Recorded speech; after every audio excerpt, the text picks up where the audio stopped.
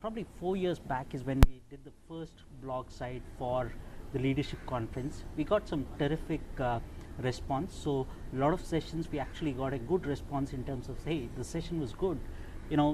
We also got some negative comments saying, hey, the session, the speaker was on his own thing, talking about his organization and all that, but as a neutral platform, I don't think we should have done that. And there were a lot of inputs which we got, which ideally we would have not been able to get this just because the platform is such that people are vocal out there, want to talk about what's happening and all that. But typically in the other normal format where you collect feedback through forms and all that, it just goes up in the NASSCOM archive where we look at these feedbacks after the conference. But here was a medium which was completely transparent. The whole world could see it, how they've been using social media and what are the sessions which worked out well.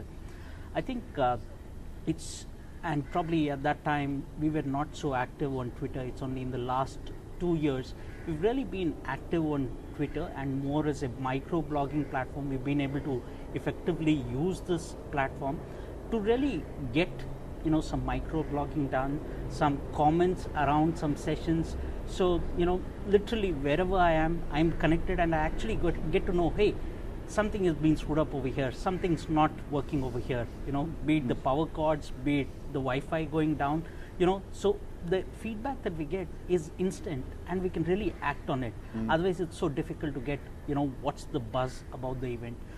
Grand Hyatt, there was some issues with some person getting charged phenomenally, but I got to know about that. I reached out to the Grand Hyatt folks and say, hey, people are talking about your service, your ridiculous charges that you charge, everything. Is that for the tables, the table charges? That's right, that's really? Right.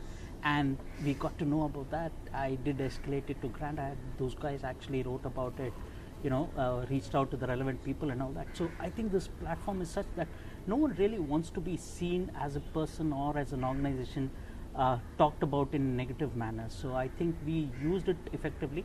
Now also I do get a lot of good feedback in many ways. Hey, what's going good, what's not going well? So I do escalate internally saying, hey, someone is talking about it in Twitter, let's fix this ASAP.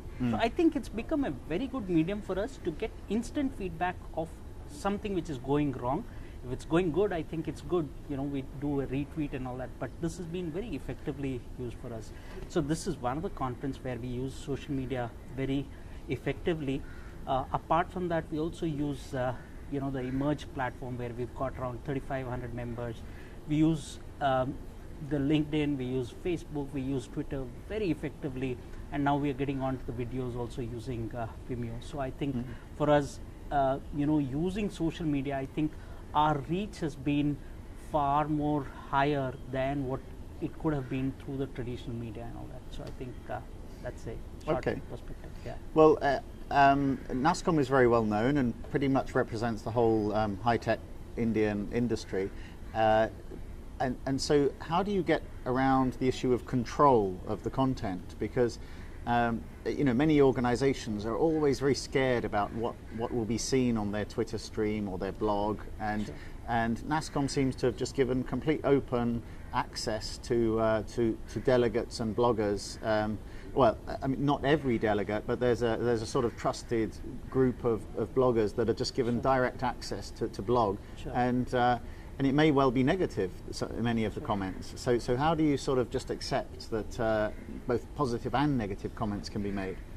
Sure, I think that's a valid observation. So, yeah, these are influential bloggers. These are network of people whom we have access to, whom we have been working. But there are a whole bunch of people in this network itself who actually say, hey, this is not happening the way it's supposed to happen. So I remember last year there were some folks from the startup community that we had invited who were really entrepreneurs and all that. And they said, hey, there's nothing, this is supposed to be the leadership of the Indian IT industry. There's no talk about entrepreneurship, there's no talk about startups, there's no talk about products and all that. So do you think I can block this? I said, okay, I think that's a valid input for us. So why don't you just go ahead and do a write-up on that? And that was taken very, in a very positive way within NASSCOM. And we actually did incorporate some of the tracks next year, which included something on the product side. We did get some entrepreneurs to talk about it, and some of the emerging companies also got a platform to talk about it. So I think we do, we are flexible that way to give that access to some of the companies or individuals who come and block. But I think they also respect that this is a body, and we should be very neutral onto it.